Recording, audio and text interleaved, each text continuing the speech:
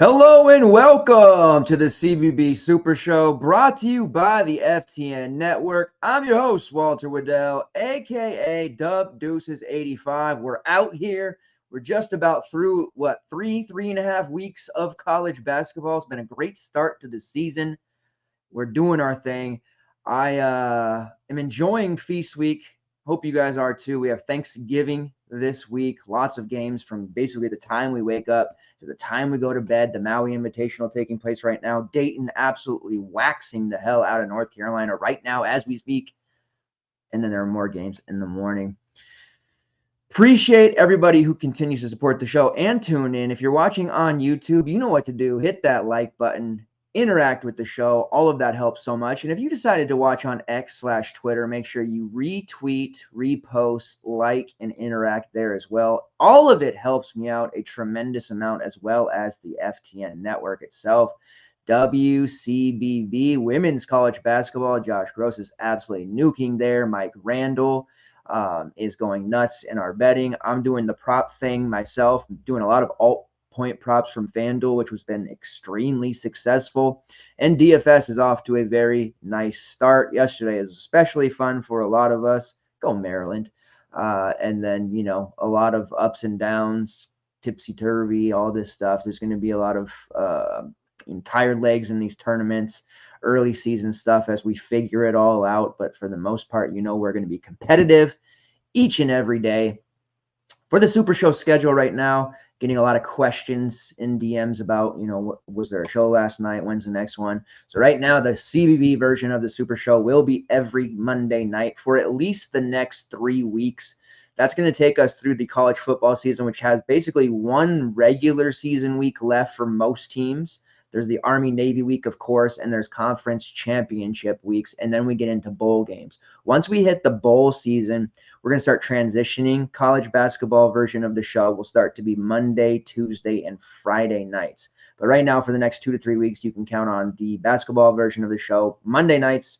Then we'll still be doing college football Thursday nights and Saturday morning. However, with Thanksgiving being this Thursday, Jay Kuchek and I will be going live Wednesday night for the CFB version of the show, breaking down games on both Friday and Saturday. We're going to be doing it a little bit different because we want to get a chance to talk about both days. So probably going to be doing more of a position breakdown, our top quarterbacks, our top running backs, top wide receivers, instead of a game to game, and really kind of condense down that field for us. So you guys have a chance to break it down that way and kind of absorb everything over the next couple of days, because it is going to be very, very busy.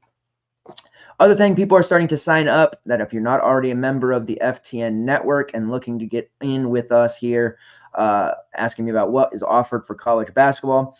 Right now, we are doing daily projections. They are getting sharper and sharper. They do include DVP minutes projections, which I am handling on my own, but also using a, scraping, doing the box score thing, all of that. We're going to start including that stuff as well as stats beyond just the fantasy points and fantasy value, so that you guys can start betting props and using that information to start playing on Prize Picks, Underdog, all of that good stuff. So daily projections. Also have what I am calling context notes, which is basically just a breakdown of what the projections are telling us, and then also giving a player pool from what I consider to be pay ups 7.5K to, a higher range, mid-range 5.5K to 7.4, and then values anything 5.4 and below is how I break them down into 3 buckets. So I give a priority preferred list there of those ranges that I like. Also give any injury news to track, any DVP stuff, any matchups, all kinds of things, starting lineups changing, just things to pay attention to. And then an analysis on, hey, North Carolina guards. I'm stacking this team. Here's a game that is very stackable. Here's a game I'm staying away from. Really in-depth context notes there. Once college football ends or gets into bowl season, then there will be a daily article as well, and that'll go a little bit in further detail about the games, player pools, stuff like that. But right now, the community is doing quite well. We're seeing a lot of green screens already, several members who have taken down the Jam and other tournaments on FanDuel. Very, very pleased with the way things are going right now. We are going to break down the 4-game early slate on DraftKings, and then there is the 7-gamer that is materializing for the main slate. We'll be doing the double slate thing for a couple of days here over the next week into Thanksgiving and everything.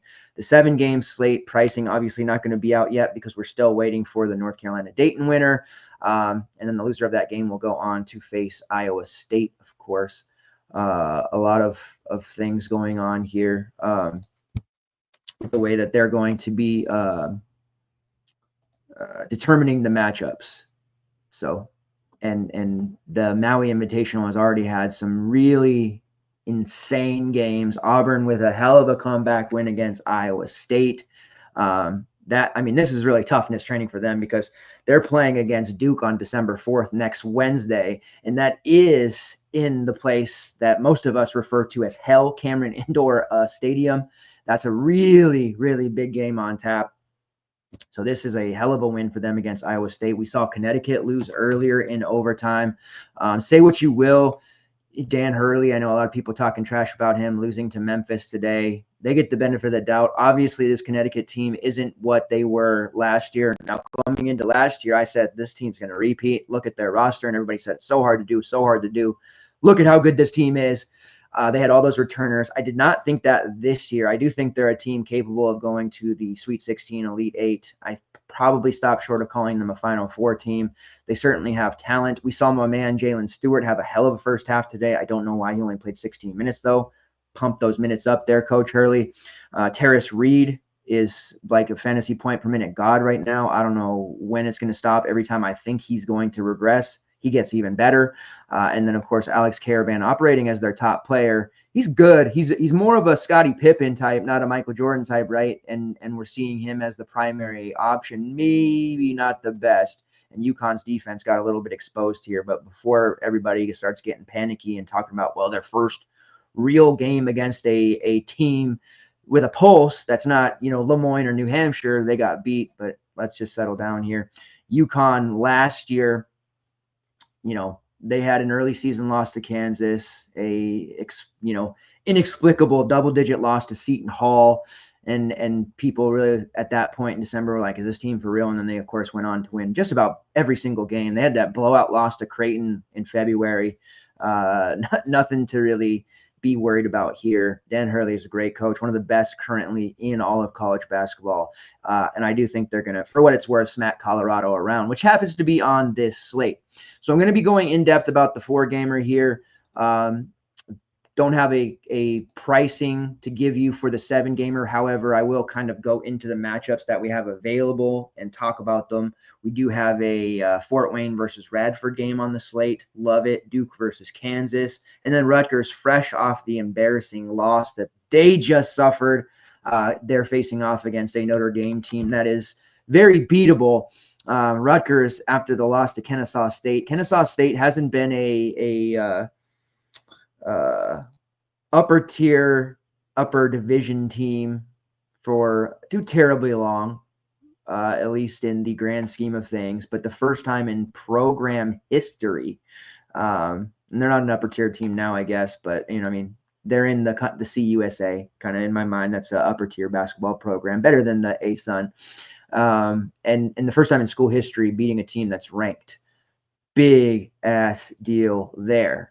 Good on Kennesaw State, carrying on the memory of Amir Abdur-Rahim. Rest in peace to him.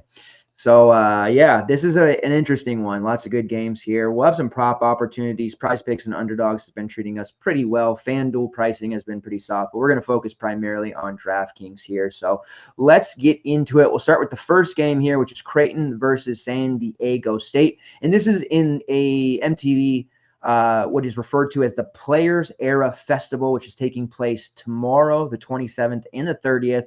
3-game guarantee in Las Vegas. The teams that are competing in that: Alabama, Houston, Notre Dame, and Rutgers. In the impact side, on the power side, Creighton, Oregon, San Diego State, and Texas A&M. So some big-time teams here playing in Vegas. Starting us off here, the Creighton line, they're 3.5-point favorites against the Aztecs, total of 138. A really interesting one. Creighton is a team that they're coming off a pretty tough loss to a in-state rival in Nebraska with 74-63. The big news there, Ryan Kalkbrenner was awful. He played 39 minutes. You'd expect him, a player that scored, a million points in their first game against Rio Grande, to have a pretty damn good game in 39 minutes. Nope, he was out there cardioing it up, 4 points. They held him. He only took in that time, I don't know, like 4 shots, 8 times at the free throw line, only made 4 of them, had 11 rebounds, but a really weird game for Creighton, to be certain. It doesn't make sense for the way that Calc was shut down against that Nebraska team. Good on Juwan Gary for the way that they played that one. But I looking back at the game, I had to double and triple take it because it just didn't make sense. I didn't actually watch that one, but looking at the actual box score and the way that things were played out, Creighton shot a miserable 32%, 28.6% from long range. Kalkbrenner took 1 shot the entire game. And I looked through 3 different sites to be like, that can't be right. That can't be right. 1 shot. How can that be? He just didn't shoot. Nebraska did a hell of a job. One player that did finally break out that we've been expecting to, my man Pop Isaacs, 25.7 rebounds, had an assist, a steal, 5 of 12 from long range, 7 of 18 overall. Ashworth had a pretty miserable shooting game, 4 for 13. They just didn't take twos. 42 of their 52 shot attempts were from long range, and just really one of the weirdest box scores you'll see from a team and how the way that they shot. Almost unbelievable in the grand scheme of it. They took 10 2-point field goals, Kalkbrenner taking none. Those 10 2-point shots were taken by Jemiah Neal and Pop Isaacs. Nobody else took a 2-point shot. Doesn't even make sense. But time to get themselves rectified, facing off against the San Diego State team. Not particularly scary with the way that their roster is. Brian Dutcher is definitely a guy, has to have respect. They're coming off a pretty tough loss, 80-67 at home against Gonzaga. They definitely played them well. A close win over a UC San Diego team that just won a, was it the Paradise Slam or something like that? The Ocean Center, the Sunshine Slam, that's what it was. Big MTD win for them with wins over LaSalle, James Madison, Toledo. The Big West is going to be a very good conference this year, and UC San Diego is going to end up being an impressive win, I think, for San Diego State. Ken Pom has it 72-69. San Diego State still a top 20 defense in efficiency standpoint. Creighton, top 50, but when I've watched several of their games this year, their defense hasn't looked particularly well. Houston Christian and Kansas City simply overmatched, but that Rio Grande game, they were pushed hard in that first one. Pop Isaacs didn't play, of course, and then the Fairleigh Dickinson game, they had their struggles with their primary scoring guards. So there's definitely going to be a theme this year, I think, with Creighton. Their defense will certainly shore up, but I think we're going to be able to target against them a good amount. I'm not particularly keen on the San Diego State guards necessarily just yet. Nick Boyd does lead the team in usage right now, the transfer from Florida Atlantic, 26%, 22.9% shot rate, drawing 6.3 fouls per 40. Definitely the most playable. He's only priced inexplicably at 5.9K. People are going to see the big game he had against Gonzaga and probably draw some rostership there. Again, I think lead guards against Creighton is going to be a pretty solid DVP spot all season long. Miles Bird, he's a little expensive. After that big game he had against UC San Diego, and then he missed the game after. A lot of people talking about using him against Gonzaga. To me, as a career role player, I didn't buy that at 6'5". He did have some foul issues. He had some turnovers, couldn't make any of his shots. He looked like the player that we typically have seen, and I don't know that we can pay an almost 7K price for Miles Bird. He probably won't be as bad as he was against Gonzaga, but I'm also not expecting him to put up a 50 either. He was very hot from long range, and he had 5 steals and 4 blocks in that game against UC San Diego. So Bird, probably not the play there. We also have a value in BJ Davis, who is extremely high owned against Gonzaga after the 36 he had against the non-D1. He has played a minimum of 20 minutes. Definitely still in play there at 5K. Has a 27.2% shot rate, which is the highest on the team so far. You also have Wayne McKinney there at 6'1", probably a little bit high for him. A lot of these guys in the mid-20s when it comes to their guards. The San Diego State starting lineup, which we can expect: Nick Boyd, Jared Coleman-Jones, Miles Byrd, BJ Davis, and Magoon Gwath. Off the bench, the primary options: Farrell Compton, who's a freshman that I am intrigued by, Miles Heide, Taj Dukerville, and Wayne McKinney. So I think the two we can look at here, Boyd and Davis. Compton's there at 3.9. If he can push closer to 20 minutes, I do think he's interesting. Looking at his rates, he's going to, this is going to be one of those players that in 2 years we're going to be using and talking about a lot. 22.4% shot rate so far through the first 3 games. Does have a 21.5% defensive rebounding rate, a 4% block rate, and shooting nearly 60% from the field. Definitely a guy I want to see play more, but probably a little bit capped at this moment. I would like to see him play more minutes than Jared Coleman-Jones, the Middle Tennessee transfer who's been playing upwards of 30 minutes for his defensive prowess, but doesn't necessarily affect the box score for us from a DFS standpoint. On the Creighton side, my man Pop, he is a lock. I don't care what price. 6.9K, it was 5.9. Nobody was using him because it was like, okay, he's putting up these 20s. You know, he doesn't look totally healthy. He hasn't done a ton of efficiency thus far, and he finally showed that against Nebraska when nobody else wanted to shoot. We do have the injury status for Stephen Ashworth, who was dealing with an ankle issue, sprained ankle. Initially, it was thought that he was going to just sit out from practice, and then they would have him good to go for this MTV event. But now been revealed that the ankle issue is a lot worse than they first thought, and he's not going to be playing in this game and probably not going to be playing anytime in the next 2 weeks. Very tough loss for Creighton. But that does make Pop a really strong play. There's no way we can't use him at 6.9. If he was like 8K even, we would have to be all over him. Looking at the usage and minutes that are going to be gone with Ashworth, 24.6% usage rate, shooting 40% from long range, 36.1% assist rate, and playing roughly 34 to 35 minutes per game. So that is a big hole in Creighton's lineup that will be absorbed by Pop. 27.4% shot rate, 25.7% usage rate, all over Pop. Ryan Kalkbrenner is expensive at 10K. He had that truly horrific offensive performance, but still put up 22 fantasy points against Nebraska without being able to score at all. So his upside is massive. We saw the 73 against Rio Grande. That was fun. I used him then. That was a fun one. But he's been putting up the 30 to 35 pretty consistently. We need more than that at 10K, but on a shorter slate like this, worse things than having Kalkbrenner, especially the fact that he's going to play the entire game. Looking at the San Diego State front court, he definitely should be able to do some things with his versatility there. Now, who are also going to be the main benefactors from Ashworth, aside from the additional usage for Pop and Kalkbrenner, the top 2 guys? We're likely going to see a spike in minutes for Jackson McAndrew in bigger lineups.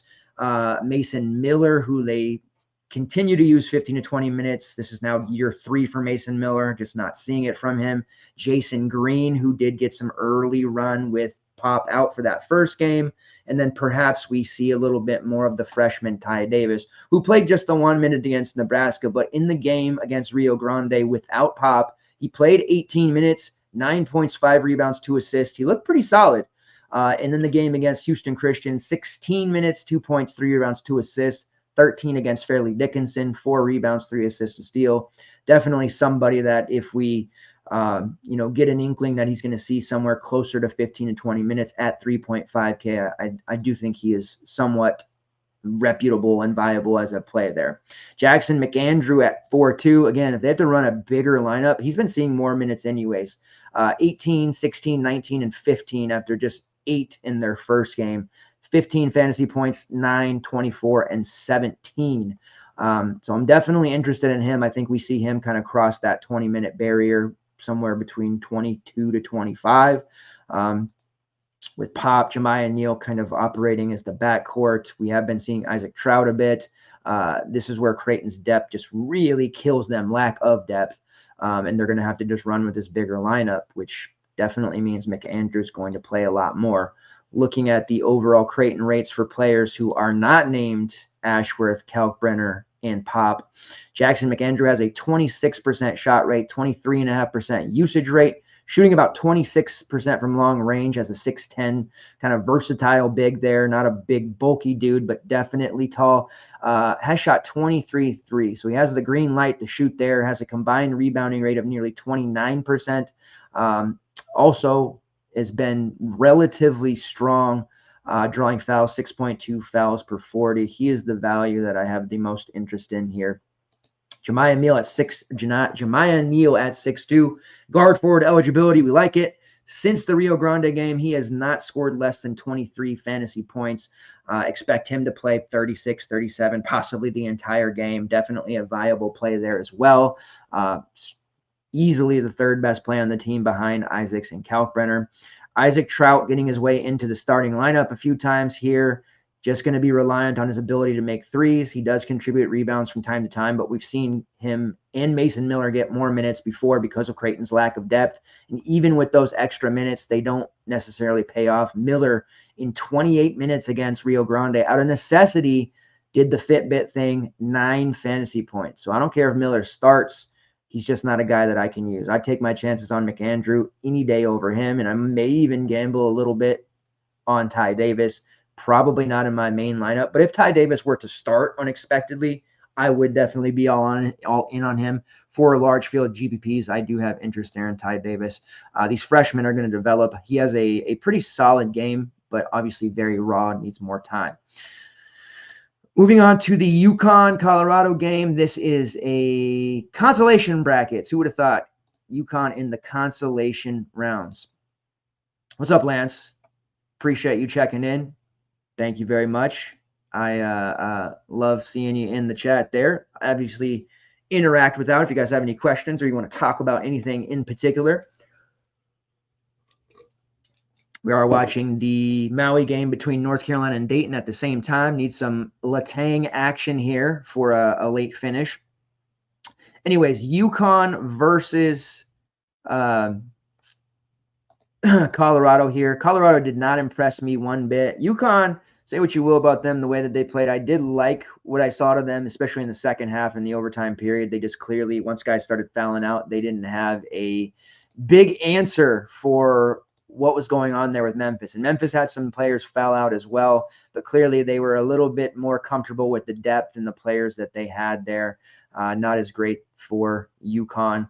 I think that Colorado is going to get smacked around here. That is one team that I don't have a lot of confidence in right now, especially after the way that they really played poorly in the second half in their loss against Michigan State. Ken Palm has this one 76-66 in favor of UConn. Again, don't panic over the overtime loss for this team, but I will say we are noticing a distinct drop-off in production, especially from a shooting standpoint for teams playing these tournaments back-to-back. They're getting tired legs. They're not used to it. Even when you get into March in those tournaments, they have a day in between. This is toughness training, though, and getting you ready for the conference tournaments when those teams play multiple days in a row. But we are seeing it across the board. Sloppier play in the second and third game in a row. Worse shooting, more fouling, a lot of negatives here. So we want to be definitely careful with those teams playing, and especially with UConn after they just played an overtime game against Memphis. Certainly on a 4-game slate, we can't sit here and be like, well, we got to fade them. But I definitely want to look to Creighton, San Diego State, and Oregon, Texas A&M to a degree, because those teams didn't just play like Penn State, Clemson, UConn, Colorado did. On the UConn side, you start with Caravan, who's there at 8-3. Had he not gotten the overtime, he was going to miss value. Very strong play there, like him against Colorado. Again, much better as a secondary option, high level, like elite style role player, not as much as a star, but definitely a guy that with his ability to fill it up peripherals wise, he is a strong play. And then you got to make the decision on Terrace Reed, who's priced at 7.8. His fantasy point per minute number, it's just been God tier since the very beginning of the season. We're talking about 38 points in 22 minutes in their first game, 24 and 21, 27 in 16 minutes, 31 in 17 minutes, and then today 45 in 28 minutes. the dude is a sicko. 22 points, 11 rebounds. He has had double-digit rebounds in all but one game thus far. Double-digit points in all but one game thus far. 8 blocks during this time, and he's also getting some assists, averaging almost 2 assists per game. Tarris Reed coming off the bench. You can count on Samson Johnson getting into foul trouble. And when you look at what Colorado did today in their blowout loss to Michigan State, one thing they struggled with across the board was defensive rebounding. They gave up a ton of second chance opportunities to Michigan State, and overall their physicality was lacking. Andre Jakimovsky, we know he's a more finesse perimeter style forward. Trevor Baskin was clearly overwhelmed by the moment. Elijah Malone, the NAIA Player of the Year from last year, he scored 14 points, did okay, but he was getting pushed around on the block by guys like Zapala, Jackson Keeler, Cohen Carr, who I do like a lot as a electric type athlete. But we saw a lot of guys. Keeler, 7 rebounds. Fiddler, 6 rebounds. Zapala, 8 rebounds. 6 for Cooper. It was just a really physical game from Michigan State that we hadn't quite seen from them yet this season, and it bothered Colorado a lot. And UConn is definitely a team that has the bodies to take advantage of that with Samson Johnson, who I do think could actually have a pretty decent game here if he could stay on the floor, and of course Tarris Reed. So a very difficult decision, because if you haven't been paying that 7-8 for Reed or paying for Reed this entire time, jumping to him now at the highest price that he's been, I think, ever in his life, is a really tough choice. But especially because the minute you go there, you know what's going to happen. He's going to pick up 2 fouls in the first, and you're going to get bricked hard. But man, every time I think the fantasy point per minute number is going to regress, it doesn't. So that is a decision point for tomorrow. Liam McNeely at 7K. He's one of the last man in types at that range. Freshman. I do feel like the back-to-back is going to be real hard on him, especially. So I do have some concerns there. He's been in some foul issues the last couple of games. Solo Ball has struggled after starting off mega hot, 23 plus DK points in his first 3 games. He's failed to reach 20 in each of the last 2. Fouled out of the game in 23 minutes today against Memphis. He isn't contributing enough in those peripheral stats the last 2 games, and I'm not sure why the big drop off. His price is interesting at 6'5" for sure, but man, he has really, really struggled the last 2, especially with his shot. So I'm a little bit leery there. Hassan Diarra played a bunch today because of the foul issues at 6'2". Really can't get to him until he drops below 6K. Has scored 21 plus fantasy points in 3 straight, so it's not horrible, especially if you think there's going to be more foul issues. They use Diarra as a second unit leader.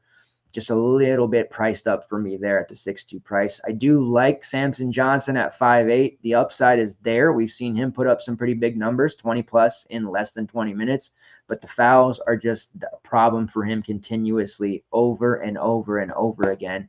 And the 5'8" price, it's cheap for this slate, but I just can't sit here and think that there's any scenario in which he doesn't pick up those 2 in the first half. And we've seen Hurley out of necessity play some guys with 2 fouls in the first.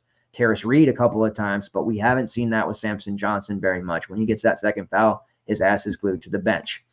We need value plays like Jaden Ross to come down. Ross had been very good in the non-con to this point, but he's a classic non-con hero, performing against New Hampshire and Lemoyne, struggling mightily against Memphis, so I'm not too keen on him.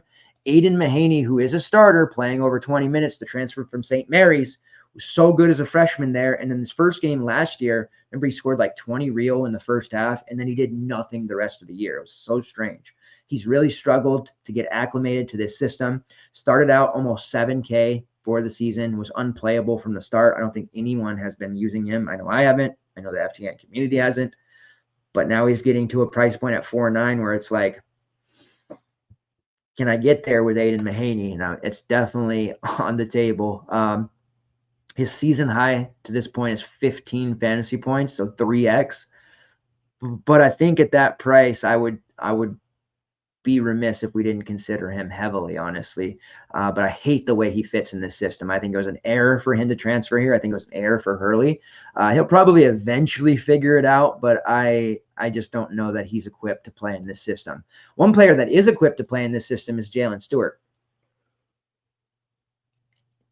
Jalen Stewart scored 14 points in the first half when they were struggling against Memphis, foul trouble galore. They had no offense coming from anyone other than Terrace Reed, just putting back dunk after dunk. Jalen Reed was hitting threes, getting to the bucket, scoring with confidence. That's the Jalen Stewart that I know and love from his high school days in Seattle. Really, really had high hopes for him coming into the season. He's had his struggles. They're playing Mahaney over him. They're playing, Ross. They're doing all this stuff. And it's puzzling because Jalen Stewart last year in the tournament was arguably one of the key pieces for them in the first 2 to 3 rounds. And Hurley made a point in his pressers. I've said it a million times. You guys are tired of hearing me say it. But made a point to say, like, we got to get Stewart on the floor. We have to nurture him. We have to play him. Like, with the transfer portal era here, like, Hurley knew what he was doing. He was coddling Jay Stu a little bit in the pressers, giving him those minutes in March so that he wouldn't leave anymore. Trust me, if Jalen Stewart would have left for a Conference USA team or come home to Washington, he'd be playing 30 minutes a game and he'd be putting up huge, massive stats. I am 100% confident in that. Connecticut's system is complex. It's very difficult. You see Aiden Mahaney struggling. You see second-year Jalen Stewart struggling. Solo Ball is now starting to struggle. Like, there's just a lot of complexities with the way that this system runs under Coach Hurley. But Stewart, when he's allowed to just do his thing, score, and focus on hunting shots, and that's probably like a negative terminology to say hunting shots, but they were good shots today, he's really, really good. Probably not to a main team level at 4-4 because I can't guarantee how many minutes, but his legs will be fresher than the others. He didn't play a lot in the second half, inexplicably. If there's any foul trouble that happens, guys getting tired, water breaks needed, Jalen Stewart is extremely interesting and forward eligibility there at 4.4K.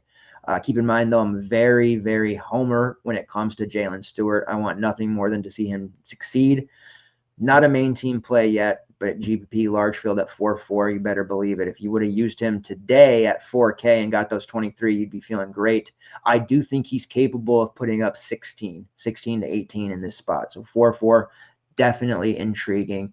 And then guys like Ahmad Noel aren't going to play. So really just Caravan and Reed as a premium option. If you want to chase that Reed game, I got to decide if it's time. And then one of, Mahaney or Stewart as a value play. On the Colorado side, a ton of cheapies here. Starts with Julian Hammond, whose price did not move up after today. He was pretty much an auto lock. It wasn't as if he was some kind of elite play at 4.7, but we knew that he was going to take a bunch of shots against Sparty. He did, 6 of 11, put up 24. I expect him to be chalky. The matchup against UConn, historically hasn't been great. We've been fading them for 2 years. Whenever UConn's been on the slate, we don't take guys against them. Short slate, Memphis just showed you can score on them. The defense is nowhere near the level of it was the last 2 years. Time for me to accept that. And Julian Hammond at 4.7K, definitely somebody that we want to play. Has a 23.4% shot rate to this point, 38% from long range. The top overall play for Colorado from a value standpoint. Javon Ruffin was awful today. I don't think we can use him. He was really good throughout the last couple of games against Fullerton, Northern Colorado, Harvard, but he got a real big dose of a power conference defense, and he shriveled up, could not even get a shot off.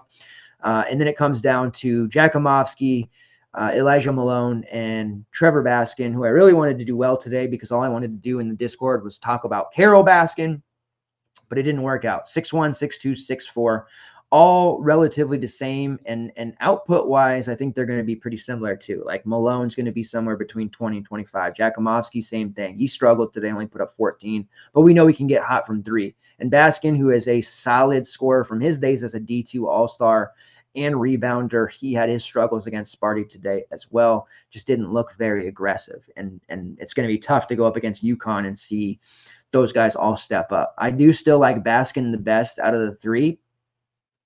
But I'm not sure that I'm going to be prioritizing any of them, and I don't think that doing so would be the right answer. You do have value at 3.5 in RJ Smith, who played right around 20 minutes. That's typically what we can expect from him. You're not going to get a ton out of him at 3.5, but he allows you to have some flexibility in the rest of your lineup, and if you can eke out a 3x score there at 3.5, it's certainly better than nothing. All right, moving on to Clemson versus Penn State. this is a battle between two winners, not two losers this time. Let's get this pulled up here. Penn State, a really strange game today, man. There was foul trouble galore, but they were never in danger against Fordham of losing the game. But man, what a weird one. Yannick played like 2 minutes in the first half, and they ended up putting up 12-7 after only playing 15 minutes for the game because of fouls. And then Nick Kieran had the most ridiculous 20-13 game that you'll ever see. Really strange. Anyway, Ken Palm has this one projected 77-76 in favor of Clemson. Penn State playing with pace under Coach Mike Rhodes, 21st in tempo right now. Clemson 280th, so a battle of styles.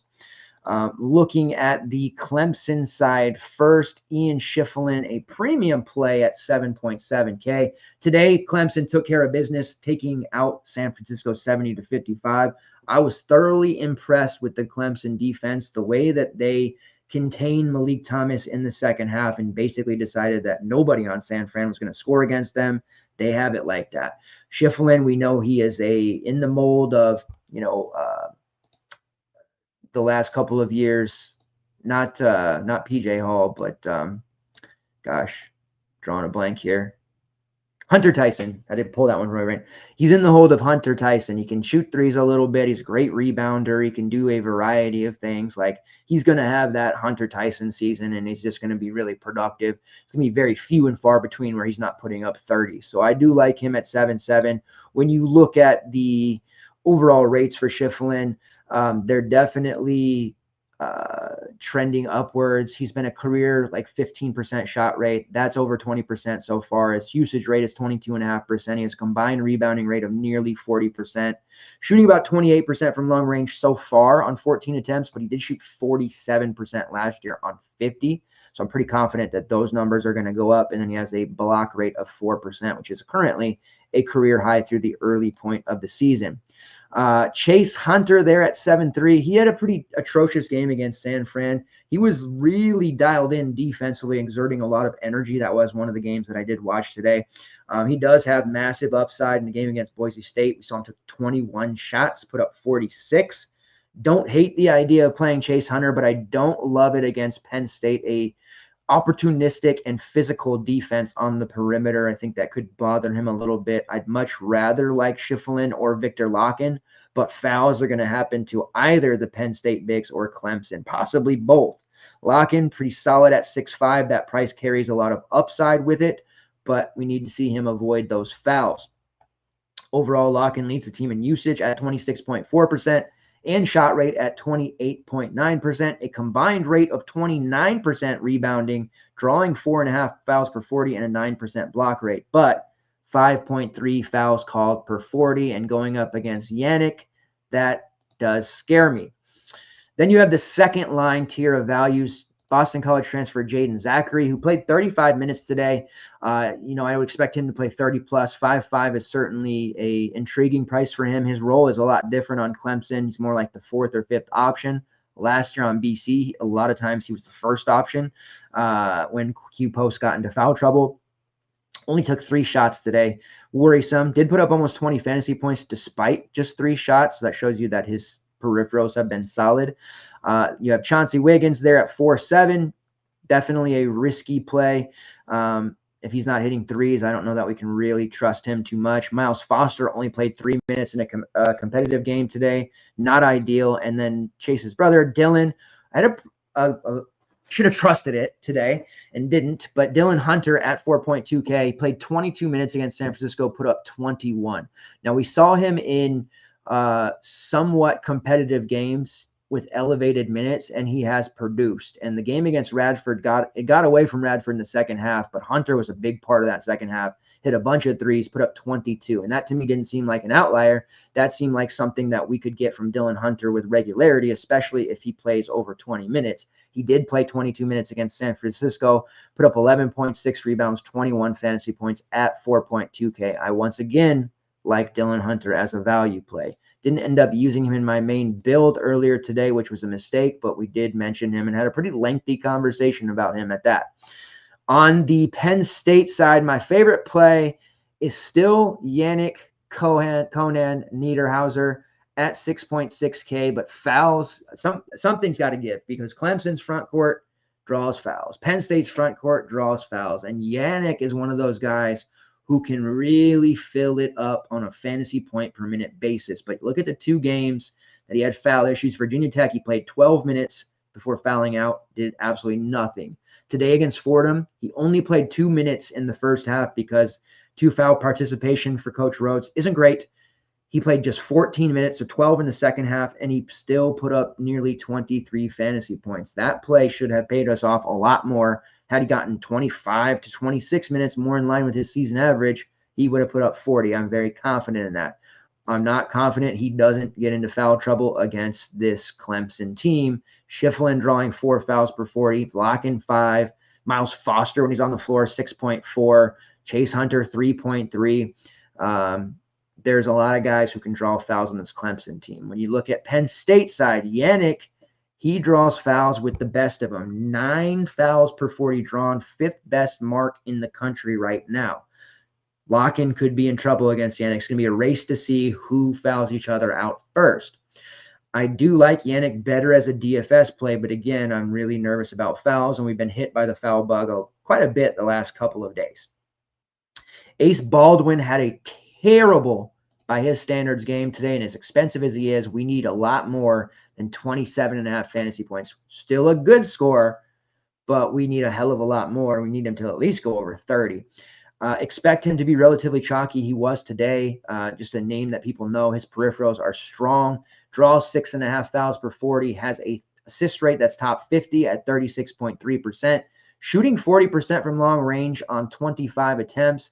If that number stays up, he's going to be extremely dangerous. You go back to his sophomore year at VCU, he shot 41% on 75 attempts. He's been about a below 30% shooter since. If he returns to those sophomore numbers with his peripherals, he's going to have a very big season, possibly first team all-conference type of year. 27.3% usage rate. You know the deal. Ace Baldwin, a premium play if you can get there. Zach Hicks, he struggled, did play 32 minutes, but he just didn't really do anything besides shoot. And that's kind of been his thing. Now, he's rebounded pretty well against the non-power teams. And even though he wasn't supremely impressive today, he still put up almost 25 fantasy points. Zach Hicks is still very much in play, even at 6'7". And I do think this is more of a game that he could play really, really well here against Clemson. And he's just lights out from long range right now. 51% on 43 attempts. So he is absolutely chucking when he's out there.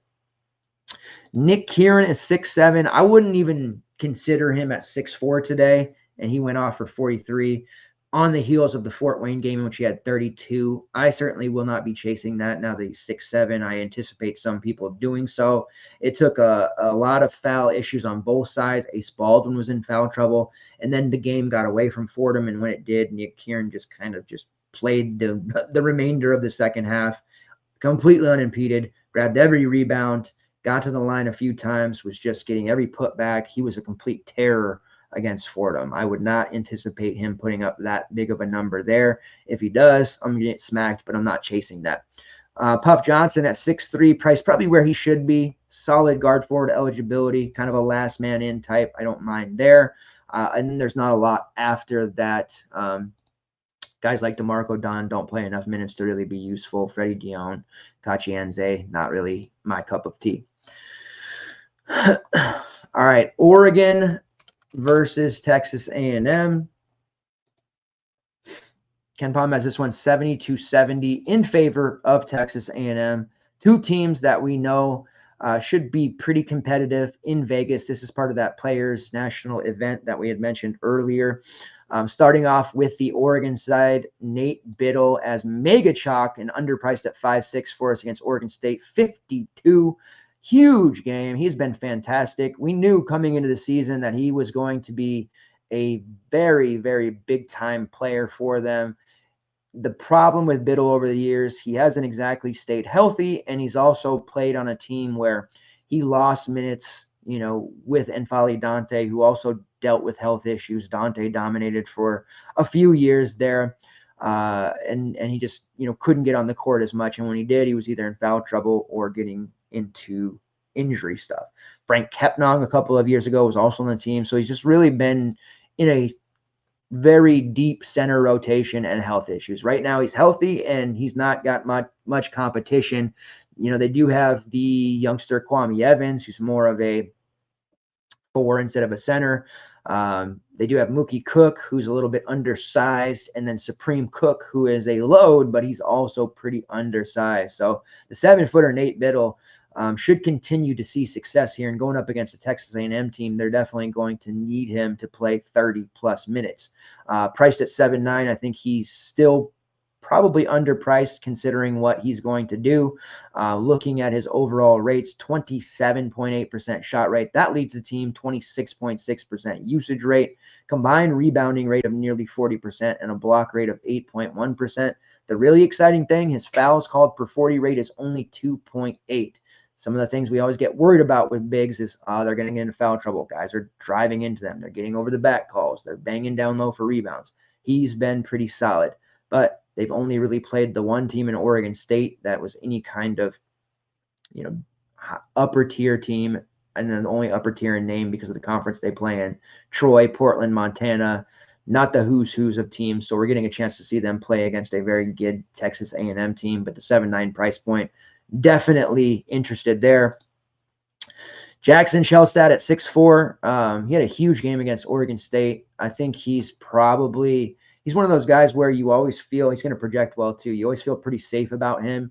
But man, he can really bottom out. And there's some games where he's just totally disinterested and other games where he's very, very engaged. So this is a game he needs to be engaged, but no guarantee if he will. Raheem Moss, seemingly healthy. He only played the 9 minutes against Oregon State. The knee issue there flaring up, I guess. Can't really use him right yet until we see him play a full amount of minutes.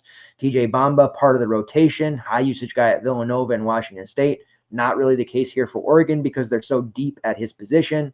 Kwame Evans, barring foul trouble, there's just not going to be a ton of minutes for him, right? Nate Biddle is just going to be dominating the front court. And then you have some semi-decent looks in guys like JJ and Tracy who are going to play upwards of 29 to 30 minutes.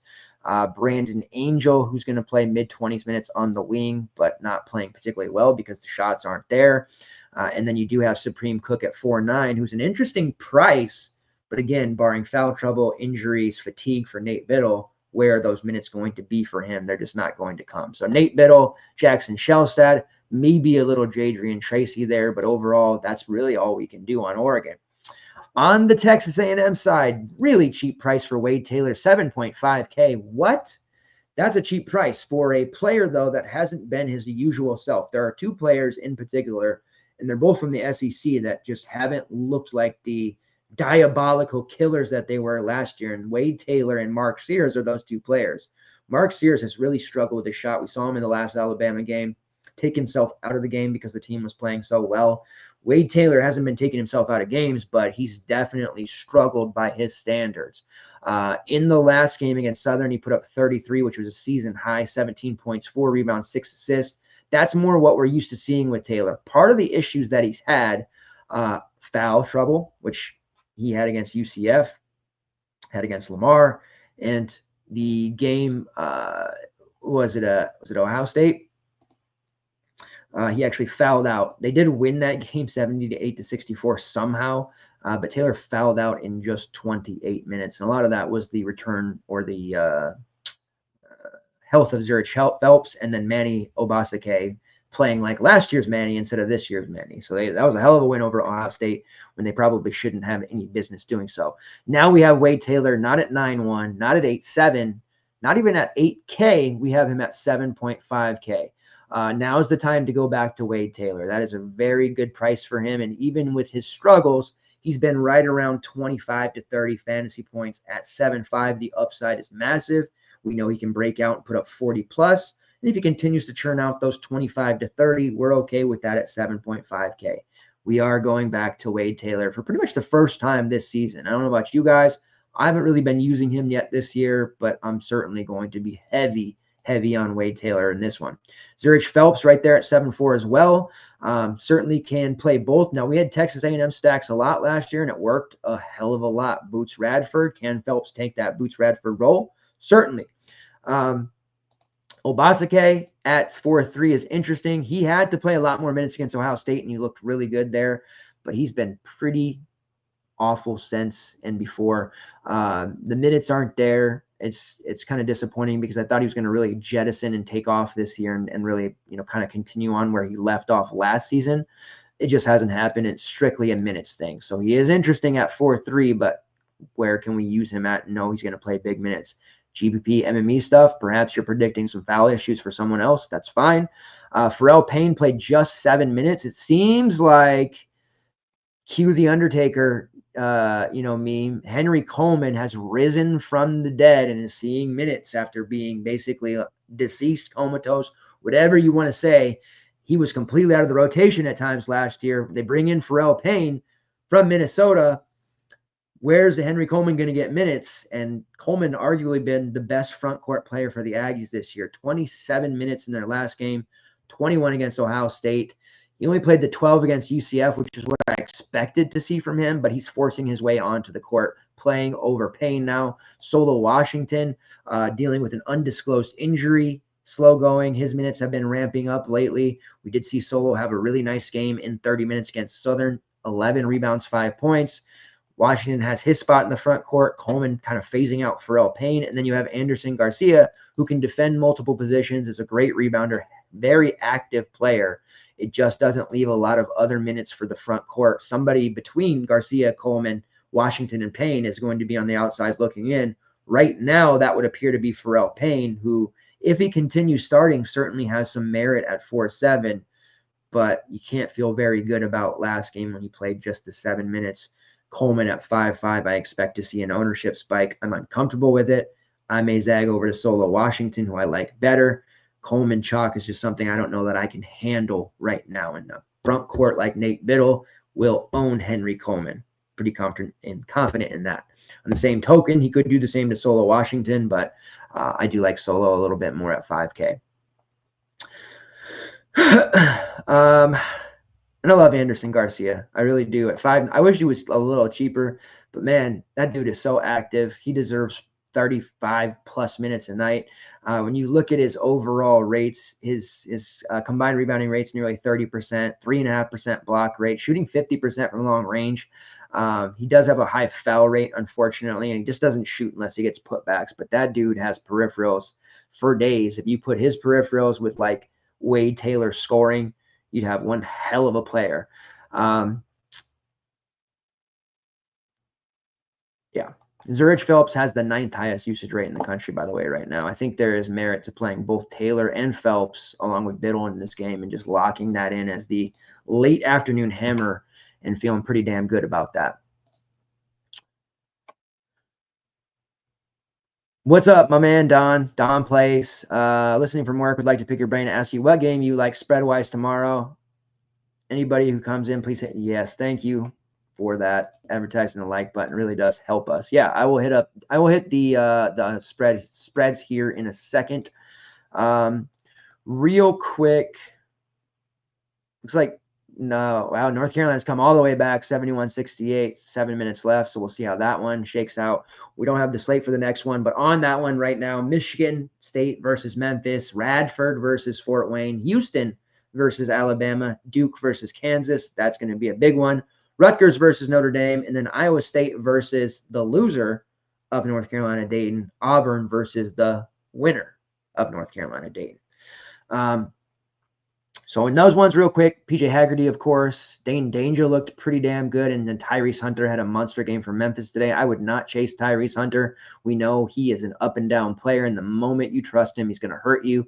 Michigan State is too deep. It's very tough to trust any of their guys. I believe Trey Holloman should be playing a lot more minutes. I actually had this discussion at length with Varnicus, who is a very big Spartans fan for many, many years, his whole life, in fact, and he agrees Trey Holloman should be playing more minutes, but he's not. Cohen Carr's an interesting sub 4K play. At least he was earlier today. But overall, the Spartans are just very, very deep. Houston, you know the deal with Houston. I absolutely love Houston ordinarily. And there is one play in particular that stands out. We won't see the pricing just yet, but my man Joe Tugler. JoJo Tugler is a beast on the glass, can block shots.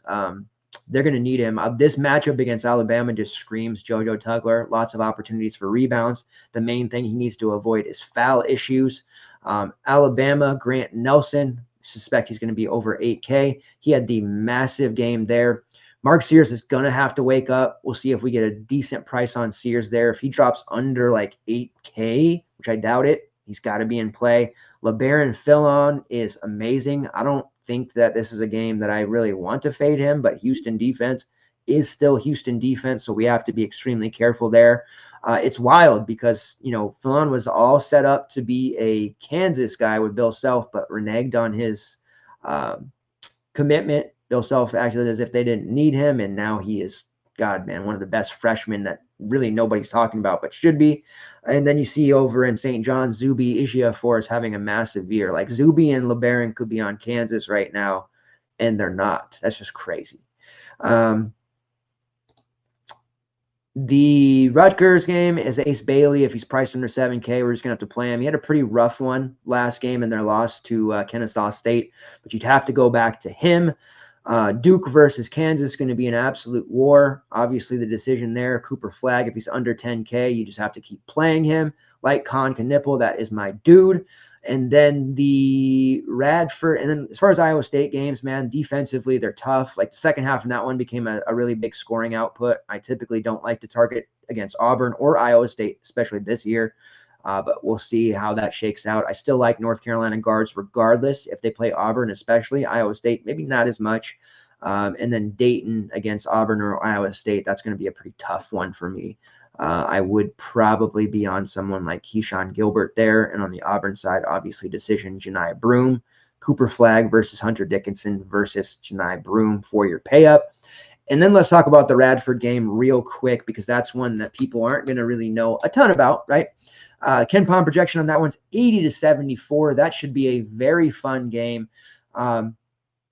The Radford side here,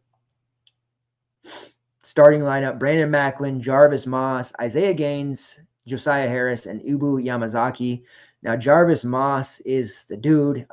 He has a 31% shot rate, 25.1% usage rate, can fill it up. He had 30 real points a couple of weeks ago against Evansville. Had a rough outing in their first game against Pittsburgh, an upper tier team, but against Fort Wayne, he definitely can do some damage. Off the bench, David Early, he actually leads the team in usage at 29%, playing roughly 15 to 18 minutes. If he's priced below 5K, he's a viable value that can put up 20 plus in those minutes here. Somebody to at least be aware of. And then on the Purdue Fort Wayne side, pretty up-tempo team. Jalen Jackson, 30.3% usage rate, 31.4% shot rate. Rashid Bello, 26% usage rate, 25.1% shot rate. Those are the two names to really know. Bello coming off a game against Drexel earlier today, 20 points, 8 assists, 3 rebounds. It is the third time this year he's scored over 18 points in the last 4. Plays about 35 to 36 minutes on the floor a lot. And then Jalen Jackson, who originally transferred a year ago from Illinois Chicago, scored 31 points against Penn State in a close loss. It was 102-89. They played Penn State really tough. 38 minutes, got to the foul line 12 times, 31 points, 2 rebounds, 2 assists. Earlier in their win against Drexel, 13 points, 2 rebounds, 2 assists, 2 steals.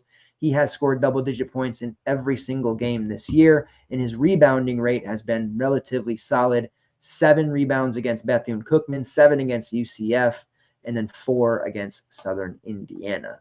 Those are the names to know for that one. Again, we'll see how pricing shakes out. All right, let's get over to the betting side.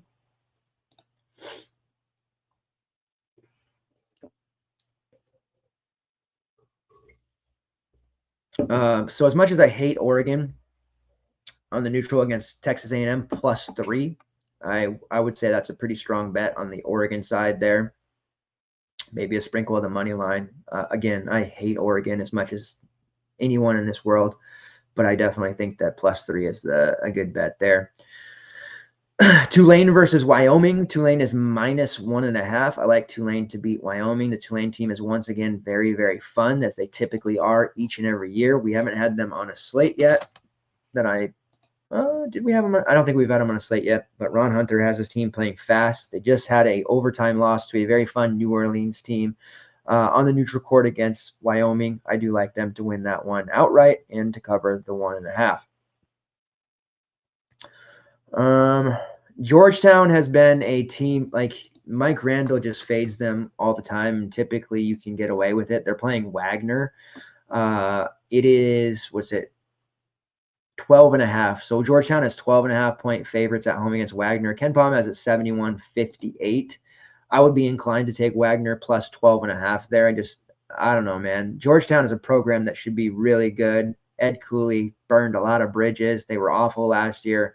They're primed to be awful this year. They got their doors blown off by 21 to a very mediocre Notre Dame team already this year. They were pushed hard by Lehigh their first game. They were pushed hard by a Fairfield team that's just okay. And then they got a pretty easy win over St. Francis and beat their chest like they did something really special on Saturday. Team is kind of a joke right now, but I do like Wagner to cover that 12.5. Stanford +1 versus Grand Canyon. Let's be honest. Grand Canyon is a really fun mid-major team. Everybody here at FTN loves them. A tough loss to Arizona State a week and a half ago, and then they lost at home as like 13-point favorites to UC Davis. UC Davis, of course, program I support. My man Carl Daughtery Jr. there. UC Davis just lost to Norfolk State today at home. 76-55. You heard that right. 21-point loss to Norfolk State of the MEAC at home as 6.5-point favorites. Absolutely atrocious loss. UC Davis just beat Grand Canyon at their place 75-68. Awful. And they lost to Stanford 79-65. You'll notice that these teams are playing each other in like a round robin style thing. That's why you're seeing UC Davis, Norfolk State, Stanford. They're all playing each other in this. I don't remember what the name of it is, but it's a round robin thing. Anyways, Stanford at 6-0 under Coach Kyle Smith. They're +1 against Grand Canyon. I don't know about all that. I would take Stanford to beat them right now. Stanford. Again, they're 6-0. My apologies. They just beat Santa Clara 71-69. In that game, Santa Clara really pushed them. It was a hell of an effort by Christopher Tilley, but Maxime Reynaud is just a man amongst boys. He could have gone to any program he wanted to transfer to. He could have played overseas in the Euro League if he wanted. 32 points, 16 rebounds against Santa Clara.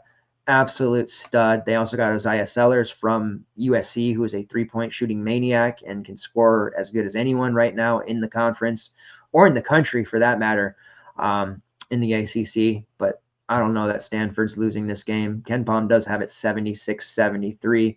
I do believe this one might be in a neutral. Let's see. Yeah, this one is on a neutral, but it's in California, so it's more Stanford home than it is Grand Canyon for what it's worth. So +1 Stanford, outright Stanford in that one. That's actually probably my favorite bet. Let's go down the list here.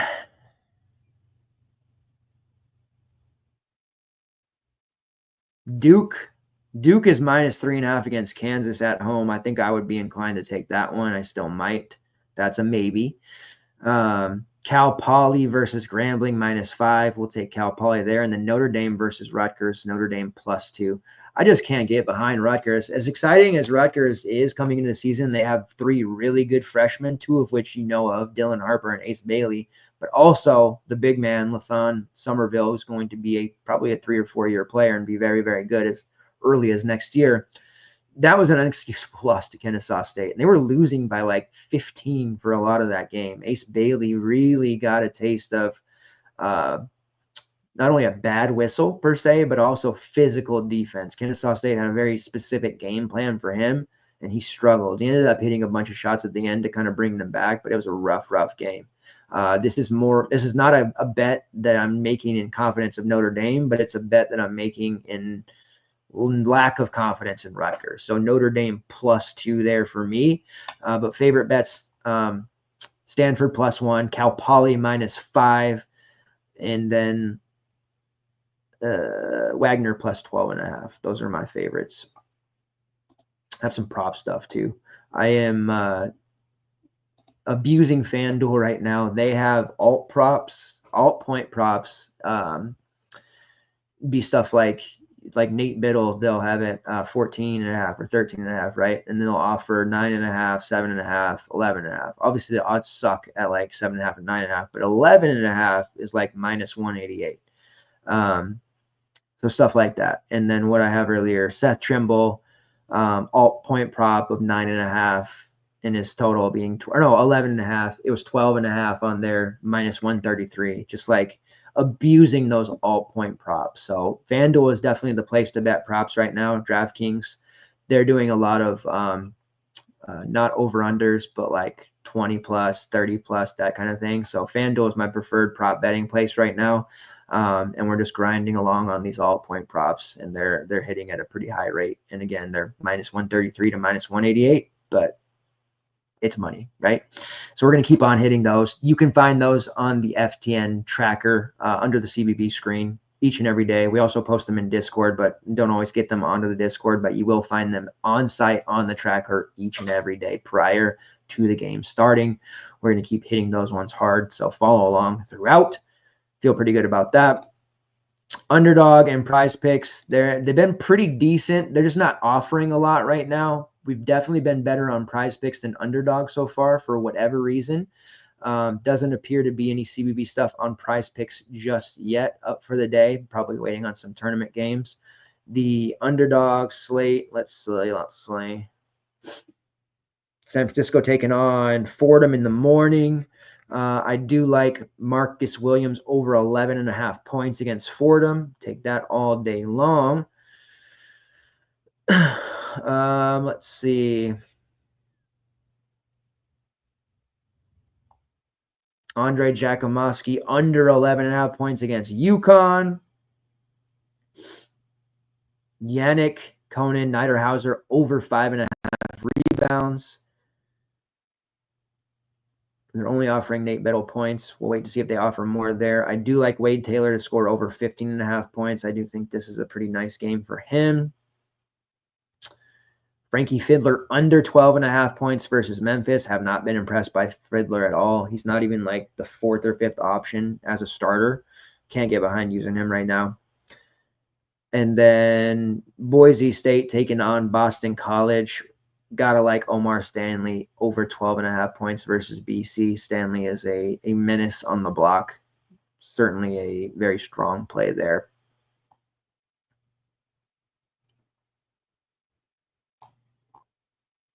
Yeah. Just checking the Rutgers lines here. We've been having a really soft Ace Bailey points plus assist prop at 16.5, but they're not offering it right yet. They're offering 16.5 points on Ace Bailey. We'll keep an eye out for that. He doesn't get many assists, but over 15.5 to 16.5 points plus assists has been a very profitable prop for us. So we'll keep an eye out for that.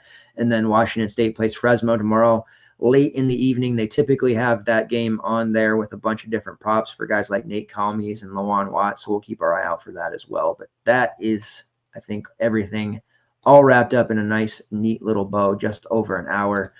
Appreciate you guys continuing to support the show. On the way out, make sure you do hit that like button, whether you're watching on Twitter or YouTube.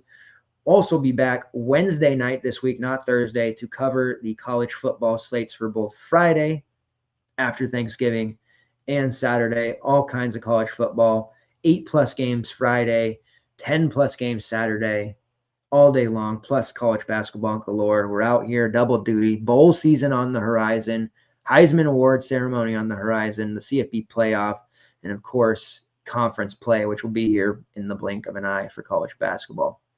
Thanks, guys. Take care. Let's get those green screens and window trips. See you next time. Let's get it.